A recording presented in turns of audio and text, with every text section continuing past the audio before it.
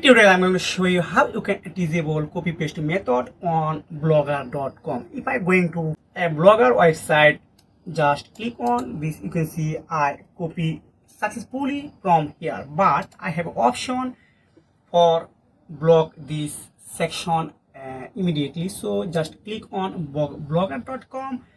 So search in layout option.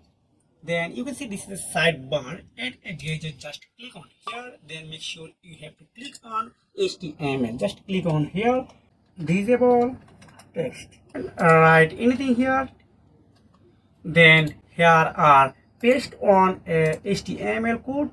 So I copy this on from a website, this website address, and I will attach in my description below. When you click, you are redirected to this website. So first of all, copy this code, then paste here, just save option, just click on here. Then what updated, so just refresh on. Now go on your website, then try to copy paste. You are not doing this work perfectly because this could block copy paste on blogger.com. So if you have found this video helpful, make sure like this video and subscribe this channel. See you again. Take care.